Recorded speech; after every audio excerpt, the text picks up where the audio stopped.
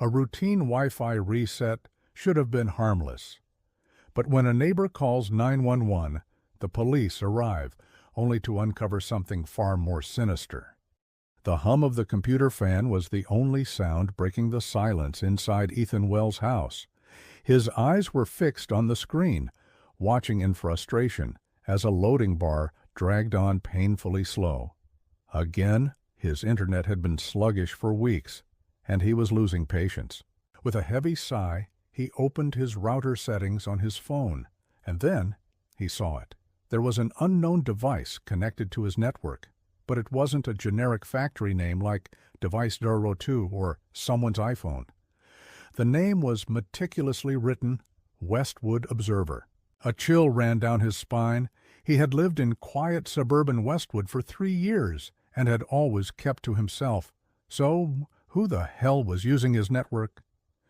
Without hesitation, he disconnected the device and changed his Wi-Fi password, stepping into the backyard for a better signal.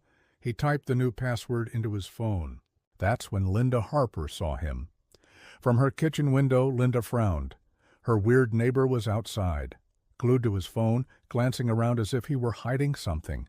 She had never trusted him. Ethan never attended neighborhood events, never spoke to anyone, always alone, always distant, and now here he was, messing with his phone in a hurry. Her instinct screamed at her. She grabbed her phone and dialed 911.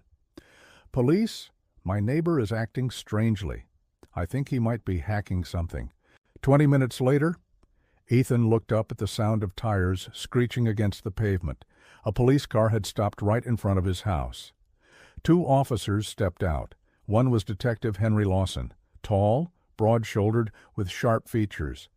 His partner, Officer Sarah Miller, had a more compact frame but carried herself with quiet authority. Lawson's voice was steady as he approached. "Sir, we received a report of suspicious activity. Can you tell us what you were doing?" Ethan blinked, confused. "Suspicious activity?" He gestured to his phone. "I was changing my Wi-Fi password." The officers exchanged glances. Before they could respond, a voice cut through the air. "He's lying!" Ethan turned, and there she was, Linda Harper, standing on her porch, arms crossed, watching him like a neighborhood watchdog. "He's always up to something. Just now he was messing with his phone, looking around like he was watching people, and he never talks to anyone." Ethan couldn't believe what he was hearing. "Are you serious? I changed my password because someone was using my network without permission." Detective Lawson narrowed his eyes. "Can you prove that?" Ethan let out an exasperated sigh, pulling his phone from his pocket and showing them the router connections. "Here, this device popped up today, Westwood Observer. I have no idea who it belongs to." Lawson looked at the screen, and his expression shifted slightly. He grabbed his radio and murmured something into it. Then, looking back at Ethan, he asked, "Do you have security cameras at home?" Ethan hesitated. "Yeah. Why?" Lawson took the phone from his hand, scrolling through the settings. His eyes widened. "Because this device wasn't just stealing your internet. It was accessing cameras." The air grew heavy. Linda took a step back. Ethan felt his stomach twist. "Wait. What?" Officer Sarah Miller frowned. "And not just your cameras." She turned the phone so Ethan could see. There are more houses on the list. Ethan's heartbeat skyrocketed. Someone was spying on the entire neighborhood, and the question no one could answer was, who? The street had gone eerily quiet, except for the distant sound of a dog barking. Ethan felt a chill in his chest. This can't be right.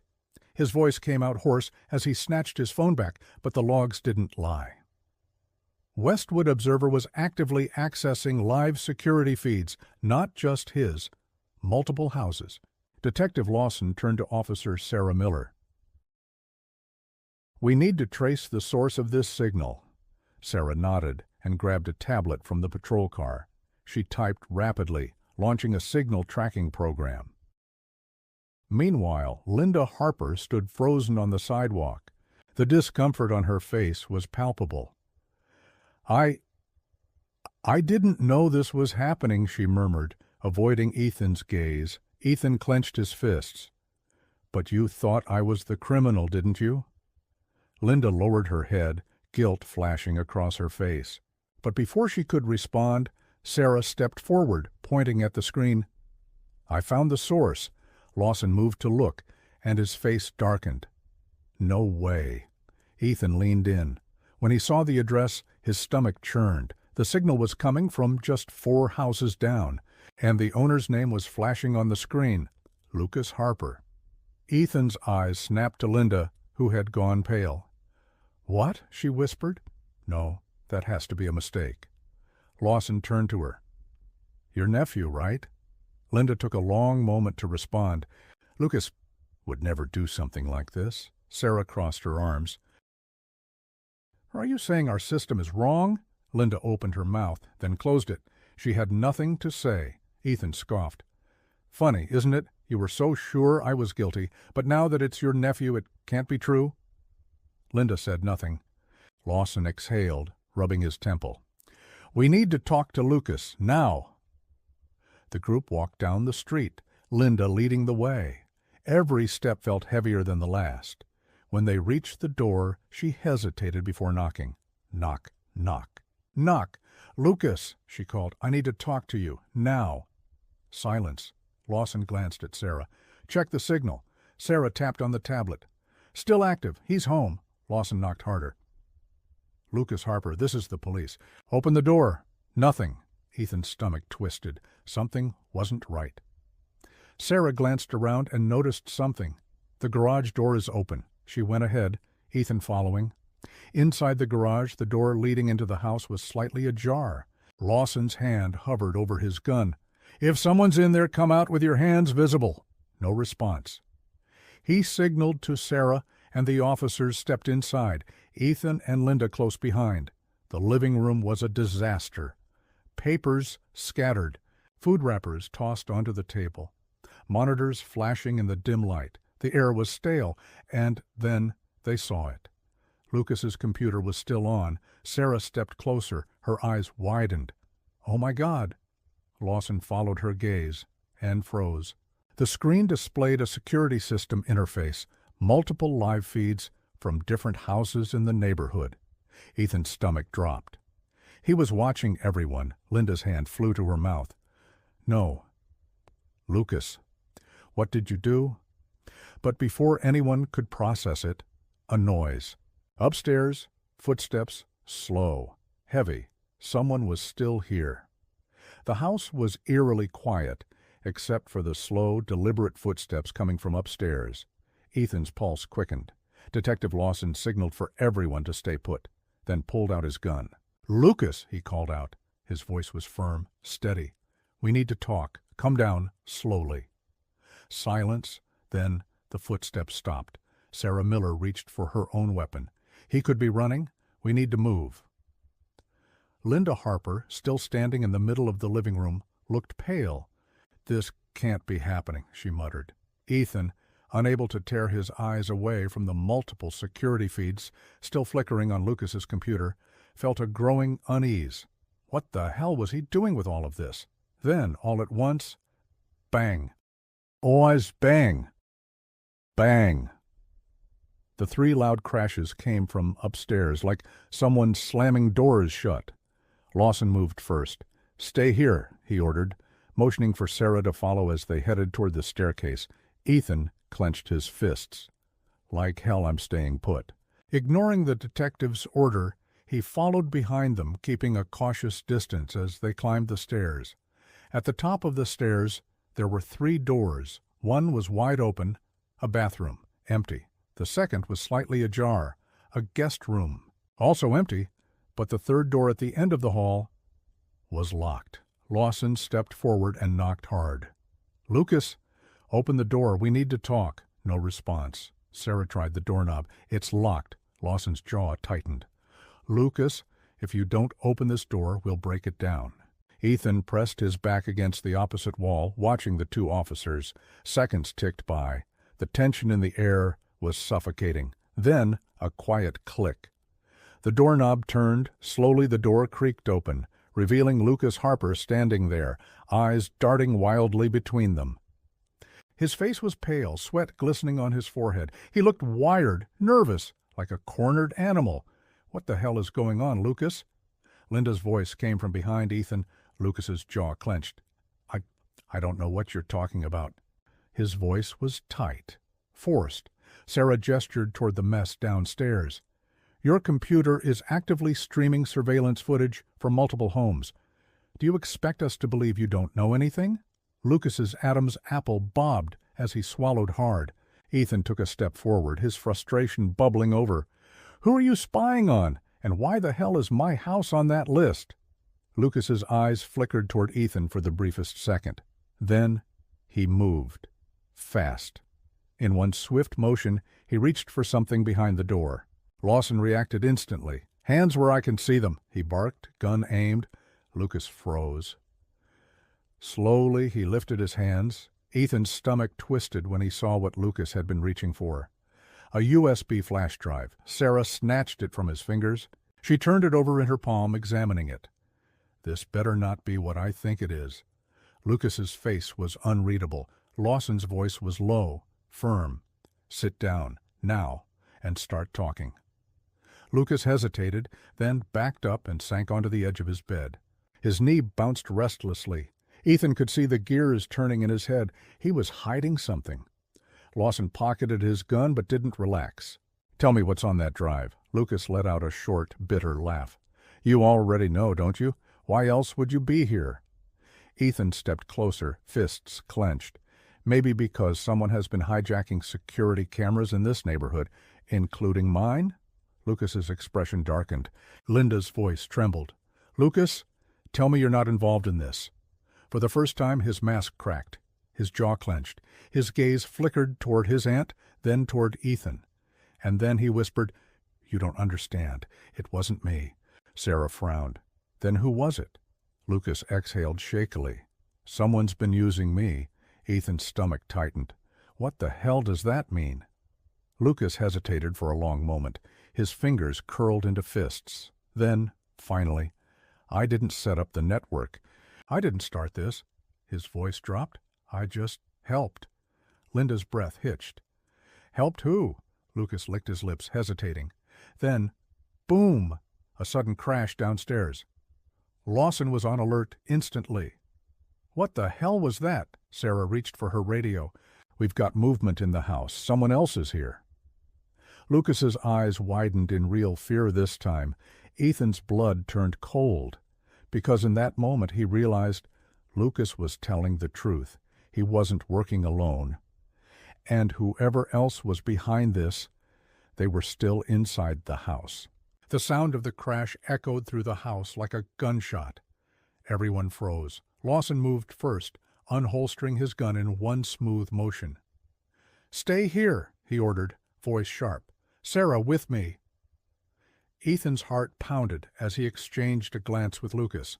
His neighbor looked genuinely terrified now, his bravado from earlier gone. Linda clutched the doorframe, her face pale. "Lucas," she whispered, "what's going on?" But Lucas wasn't looking at her anymore. He was staring past her, toward the hallway, toward the stairs. Ethan turned just in time to see a shadow move. Someone was there. Lawson and Sarah moved quickly, their footsteps heavy on the wooden floor as they descended. Ethan, against every ounce of better judgment, followed. Linda stayed behind, gripping the edge of the bed. Lucas hesitated, then, to Ethan's surprise, he followed too. By the time they reached the living room, it was empty. The front door was locked. The garage was closed. Whoever had been there was gone. Sarah scanned the room. No forced entry. Lawson's jaw tightened. "Check the back door." Ethan turned toward Lucas. "You said someone's been using you?" "Who?" Lucas opened his mouth to answer. Then the TV flickered on. A static hiss filled the room. The screen glitched, distorted images flashing across it. Then a face appeared, a grainy black and white feed, a figure in a dark hoodie, no features visible, just a voice, robotic, modulated. "You're too late." Ethan's skin went ice cold. Sarah grabbed her radio. We need a cyber unit here now." Lawson pointed his gun at the TV like he could shoot through the screen. "Who the hell are you?" The figure on screen laughed. It was low, hollow, wrong.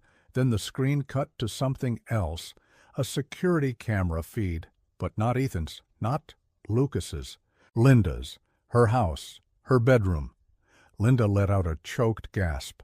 "Oh my God!" On the screen, the live feed zoomed in. The camera panned slightly, showing the bed, the sheets, the picture frame on the nightstand. Then the closet door creaked open. Not on the TV, in real life. At Linda's house, on the screen, a figure stepped out. Someone was in her bedroom, right now. "Call for backup," Lawson barked. Linda screamed. Ethan turned to Lucas, who was trembling. "Who is this?" Ethan demanded. "Who the hell have you been helping?" Lucas's lips parted, his hands shook, and then, just as the screen cut to static, he whispered a name. Mason. Lawson and Sarah wasted no time. Sarah bolted outside to radio for more officers, while Lawson grabbed Lucas by the arm. "Who the hell is Mason?" he demanded. Lucas's breath came in short gasps. I don't know his real name. He found me online. He said he could teach me things about hacking. I thought it was just for fun. I didn't know." Ethan grabbed him by the shirt. "You didn't know? My house was being watched. My cameras. My life." Lucas flinched. "I swear I didn't know it would go this far." Lawson pulled Ethan off him. "Where is he now?" Lucas shook his head violently. "I don't know. He's never told me where he is. He just sends messages." Lawson's nostrils flared. "If he's been accessing these cameras, there has to be a trace. If we find out where he's logging in from, we can stop him." Lucas hesitated. Then, slowly, he pulled out his phone, unlocked it, opened his messages. There at the top of his chat list was a conversation with a contact named M. Lawson, snatched the phone and scrolled up. Most of the messages were encrypted, jumbled symbols and random characters. But one message, the most recent one, was readable. "It was sent 10 minutes ago. You're compromised. Cut ties. Stay silent, or I'll make you silent." Lucas's face went white. "Oh, God." Lawson tightened his grip on the phone. "Get cyber forensics down here," he told Sarah. Sarah nodded, speaking rapidly into her radio. Ethan turned to Linda, who was shaking violently. He hesitated, then placed a hand on her shoulder. "We'll stop this," he said quietly. But deep down he wasn't sure if that was true, because whoever Mason was, he was watching, and he wasn't done. Lucas's phone felt heavy in Lawson's hand. The last message from Mason hung in the air like a threat. "You're compromised. Cut ties. Stay silent, or I'll make you silent." A cold silence filled the living room. Linda sat down shakily, her hands trembling. Sarah was still on the radio, calling for cyber forensics, but Ethan could see it in her face. They didn't have time to wait. "Mason knows we're onto him," Ethan said, "and he's watching us, right now." Lucas swallowed hard. "You don't understand. He doesn't make threats. He makes things disappear." Lawson narrowed his eyes. "That sounds like someone who has a lot to lose." Lucas shook his head. "No, it's someone who has nothing to lose." Ethan exhaled sharply. "Then how do we stop him?" Lucas hesitated. Then, after a moment, he said, "We make him come to us." Lucas sat down at his desk, hands shaking as he unlocked his laptop. The police didn't like it, letting him back onto a device when he had already been involved in hacking, but he was their only lead. Sarah crossed her arms. "How do we know you're not playing us?" Lucas didn't even look at her. "Because if Mason finds out I talked, I'm dead. I need him caught just as much as you do." Lawson studied him for a long moment, then nodded. "Do it. But one wrong move and you're in cuffs." Lucas started typing. "Mason's careful. He only communicates through encrypted channels. But sometimes he needs to check if his clients are still online. That's how he keeps control." Ethan frowned. "Clients? There are more people like you?" Lucas hesitated. "Not like me. Worse. I only helped set up fake networks. But the others, some of them collect things for him." Linda looked horrified. "Collect what?" Lucas didn't answer. Instead, He pulled up a remote server address and copied a line of code into the chat window. Sarah's radio crackled. "Cyber forensics en route. ETA 15 minutes. Lucas pressed enter. A small message appeared. Connection verified. Proceed. Ethan leaned closer. "What did you just do?" Lucas's hands hovered over the keyboard. "I just made it look like I'm still following orders. If Mason thinks I'm still compromised, he won't run." Lawson nodded approvingly. "Good. Now let's make him slip." Lucas exhaled and typed again. "System breach detected. Possible exposure. Need new access key." The message was sent. Everyone waited. 1 second, 2. Then, a reply? Location? Lawson's eyes darkened. "He's trying to figure out where you are. He doesn't trust you," Lucas typed. "Safe house compromised." "I need a new relay." Ethan's stomach twisted. "If he sends you a location, we have him." More silence. Then, "Stand by." Lucas clenched his fists. "He's checking something." Linda was staring at the screen like it was a ticking time bomb. Then, another message came in. 88, Ridgeway. Be there in 20 minutes. Alone. No cops. Ethan inhaled sharply. That address. It was an abandoned warehouse on the outskirts of town. Sarah looked at Lawson. "If we go in guns blazing, he'll know it's a setup." Lucas exhaled. "Then someone has to go alone." Ethan already knew where this was going. He looked at Lucas. Lucas looked at him. Neither of them wanted to say it, but they both knew Ethan had to be the bait. Minutes later, Ethan stood in the dimly lit parking lot of 4418 Ridgeway. The warehouse loomed before him, dark and silent. A single text had come through minutes before. "Inside. Back entrance.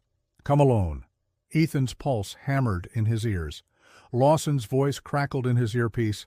"We've got eyes on the perimeter. Keep your mic on at all times." Sarah's voice followed. "And if things go south, get the hell out." Ethan swallowed hard. Then he stepped inside. The air was thick with dust, the faint scent of rust and decay lingering. The only light came from the flickering glow of a single monitor on a folding table. The chair in front of it was empty, but the screen was on. Ethan's blood ran cold as he stepped closer. The screen showed a live feed from inside his own house. His stomach twisted. "No!" Then the door behind him slammed shut. Ethan spun around, and a voice whispered in his ear, "You shouldn't have come."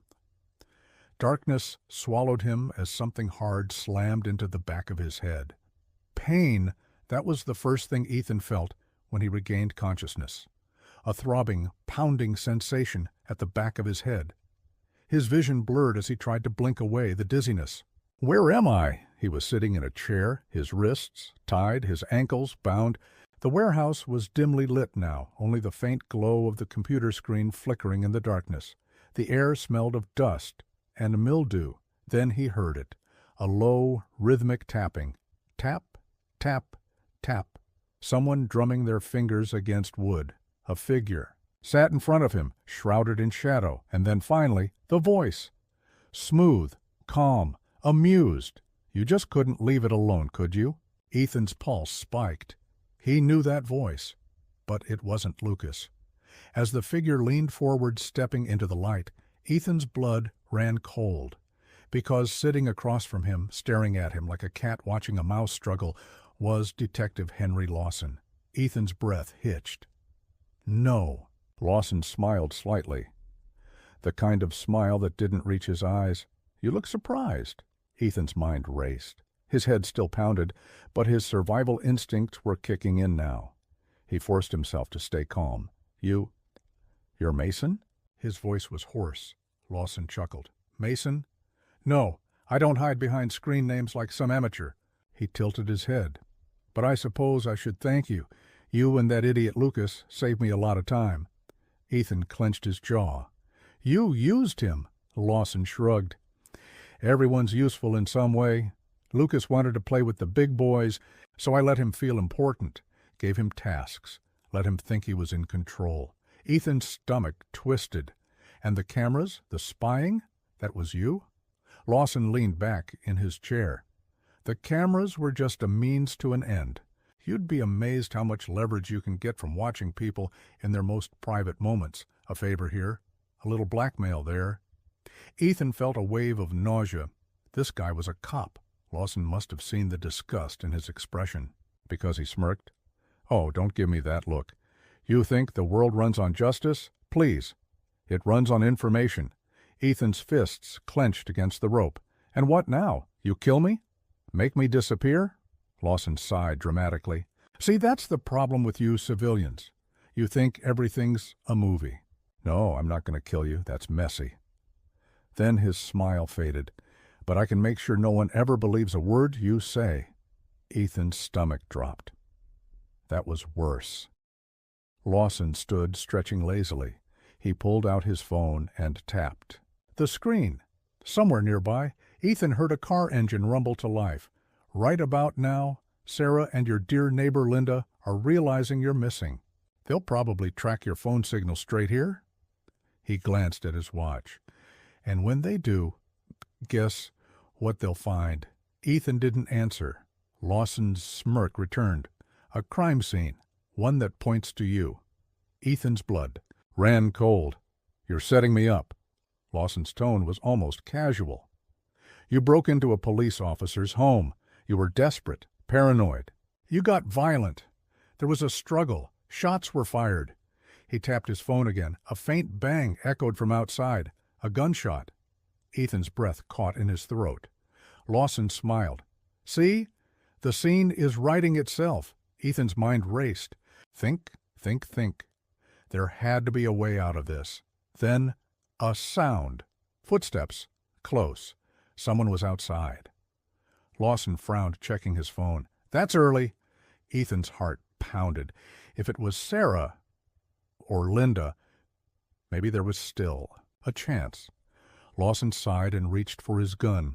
Guess I'll have to improvise. Then, before Ethan could react, the lights went out. For half a second there was nothing but darkness. Then chaos. A loud crash. A grunt of pain. Someone else was in the room.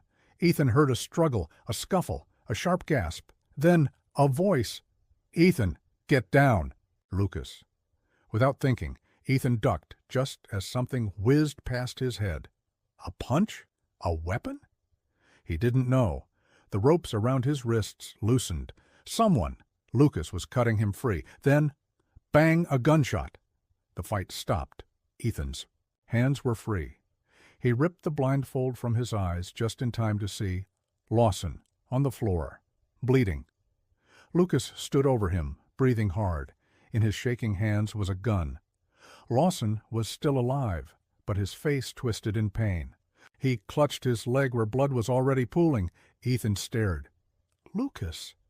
Lucas was trembling, his eyes darting wildly. I had to do it. He was going to kill you. Ethan felt his pulse hammering. Lawson groaned, his voice laced with anger. You little idiot. Sirens, flashing lights. Lawson's eyes widened. Ethan turned toward the entrance. A swarm of police cars was pulling up outside. Sarah, Linda, backup. Lucas's hand was still shaking on the gun. I didn't mean to. Ethan grabbed his wrist, forcing the gun down. It's over. Lawson's breathing was ragged. He let out a bitter, hollow laugh. You really think so? Ethan looked down at him, then at the approaching police. For the first time?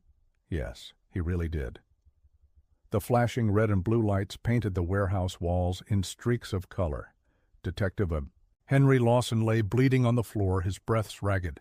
His eyes flickered between Ethan and Lucas, then toward the police cars pulling up outside. Even wounded, he smirked. You think this is over? His voice was hoarse. You don't understand how deep this goes. Ethan didn't reply. His whole body was still buzzing with adrenaline, his wrists sore from the ropes. His head still pounded from where Lawson had knocked him out. He turned to Lucas, who was still gripping the gun with trembling hands. Put it down, Lucas, Ethan said, his voice steady. Lucas's chest rose and fell rapidly. His fingers twitched. Around the trigger, his eyes, wide, fearful, darted between Ethan and Lawson. He was going to kill you, Lucas whispered. Ethan nodded. But now he's caught. If you pull that trigger again, we both lose. Lucas hesitated. Then, slowly, he let the gun drop. Boom! The warehouse doors burst open. Sarah Miller was the first inside, gun raised, followed by a team of officers in tactical gear. Her eyes scanned the scene. Ethan, free from his bindings. Lawson bleeding on the floor, Lucas standing over him. What the hell happened? She demanded. Ethan exhaled sharply. We found our hacker. Her eyes landed on Lawson. For a moment she didn't move, didn't breathe. Then her gun lowered slightly. You've got to be kidding me. Lawson let out a weak, bitter laugh. Ah, Miller. You always were too slow to keep up. Sarah's jaw tightened. She looked furious, but not surprised. She turned to her team. Get him in cuffs, now. Two officers rushed forward, grabbing Lawson's arms and rolling him onto his stomach. He let out a sharp groan as they wrenched his hands behind his back and snapped the cuffs shut. Even as they dragged him to his feet, his expression remained calm, like he knew something they didn't, like he still had control. That made Ethan uneasy. Outside, the warehouse, the cool night air hit Ethan's face like a shock. He hadn't realized how hot and suffocating it had been inside until now. Linda Harper was standing next to a police car, shaking. When she saw Ethan, her face crumpled. Oh my God, I thought you were dead. Ethan swallowed hard. Just hours ago, this woman had called the cops on him, convinced he was some kind of criminal. Now, she looked at him like he'd saved her life. I was wrong about you, she said, voice thick with emotion. Ethan sighed. Yeah, you were. Linda lowered her gaze, guilt written all over her face. Ethan let the silence hang for a moment. Then he shook his head. Just be better next time. She nodded quickly, wiping at her eyes. Lucas, standing nearby, looked like a ghost of himself. His hands were still shaking. His eyes were empty. Ethan hesitated, then walked over to him. Lucas barely reacted. What happens now? Lucas asked, voice hollow. Sarah, standing nearby, answered for him. You're going to be investigated. You helped Lawson, but you also helped us take him down. Depending on what they find on your devices, the DA will decide what happens next. Lucas swallowed hard. I never wanted this. Ethan studied him, and for the first time, he believed him. Then prove it, Ethan said. Lucas blinked. How? Ethan crossed his arms. Tell them everything. Don't leave anything out. Every name, every message, every command Lawson gave. You. If you want to fix this, start by being honest. Lucas hesitated. Then, slowly, he nodded. As Lawson was loaded into the back of a police car, Ethan found himself watching him. The way he moved. The way his expression barely changed. Even as the car door slammed shut. Even as the officers prepared to drive him away. Lawson smiled. A slow, knowing smile. Ethan's stomach twisted. Sarah noticed, following his gaze. What? Ethan shook his head. I don't like it. What? She repeated. He gestured toward the car. He's too calm. He's smiling. He still thinks he's won. Sarah exhaled through her nose. He's a narcissist? They always think they've won. But Ethan wasn't so sure. Lawson had said something earlier. You think this is over? You don't understand how deep this goes. What the hell did that mean? Was there more to this? Before Ethan could say anything else, the police car pulled away, disappearing down the street. Lawson was gone. For now? 1 week later, Ethan sat at his desk, staring at his laptop screen. The official report had been released. Henry Lawson, former detective, cybercriminal, blackmailer, was in federal custody. His entire system had been dismantled. Every stolen feed, every hacked camera, every piece of data seized. Lucas had cooperated fully, handing over every file, every message. Linda had publicly apologized for accusing Ethan for the first time. In years, Westwood felt safe, so why didn't Ethan feel relieved? A sharp ping broke the silence. A new email from an unknown sender. Ethan frowned and clicked it open. One line, one sentence, and it sent ice through his veins. You stopped one of us. You didn't stop all of us. His hands curled into fists. It wasn't over. Not even close. Ethan's fingers hovered over the keyboard, his heart pounding in his chest. The email stared back at him, the single sentence pulsing like a threat. "You stopped one of us. You didn't stop all of us." A chill ran down his spine. Who the hell sent this? Mason? Someone else tied to Lawson? He clicked on the sender's address. Nothing. A dead end. Whoever sent this knew how to cover their tracks. His gut twisted. This wasn't over. The next morning, Ethan sat in Detective Sarah Miller's office, arms crossed. She read the email twice, her expression hardening. "This isn't surprising," she admitted. "Lawson wasn't working alone. There were others. We just don't know who. Yet." Ethan exhaled sharply. "So what now? We wait for them to make a move?" Sarah leaned back in her chair. "No, we stay ahead of them. We dig through every file, every connection Lawson had. And if these people think they can keep operating in the shadows, they're dead wrong." Ethan wanted to believe her, but deep down he had a sinking feeling. For every criminal they caught, there was always another one waiting in the dark, watching, waiting. 2 months later, Henry Lawson stood before a federal judge. The evidence against him was overwhelming. The stolen security feeds, the blackmail attempts, the network of hidden cameras. But the most damning piece of evidence, Lucas Harper's testimony. With his lawyer's advice, Lucas had taken a plea deal, full cooperation in exchange for a reduced sentence. He sat on the witness stand, voice steady, but eyes haunted, as he detailed everything Lawson had done, every order, every manipulated victim, every house that had been watched. Linda Harper sat in the back of the courtroom, silent. She hadn't spoken much since that night. Guilt had a way of swallowing people whole. Ethan watched as Lawson sat there, completely expressionless, until the sentence was read. 30 years. No parole. Lawson's jaw tightened, but for the first time he looked angry, like he had actually lost. Ethan met his eyes. For a brief second, they just stared at each other, and then Lawson smiled. That same smug, knowing smile. Ethan's stomach churned. Even from a prison cell, Lawson still believed he had control. Ethan tried to return to normal life, tried to go back to his work-from-home routine, tried to ignore the paranoia that had settled in his bones. Lucas was gone, serving time for his role in the operation.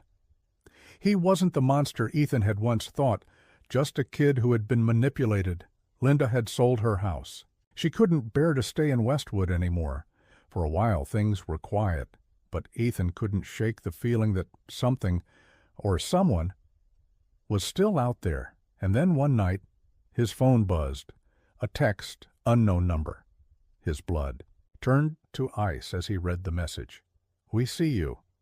He looked around his dark living room, suddenly feeling exposed. And then his security camera app opened on its own. Every feed, every angle of his house, flashing offline. Then the screen went black, and for the first time in his life, Ethan realized he might never be safe again. Ethan thought he was just changing his Wi-Fi password until he uncovered a terrifying truth. Subscribe now for more stories that will make you question what's lurking in the shadows.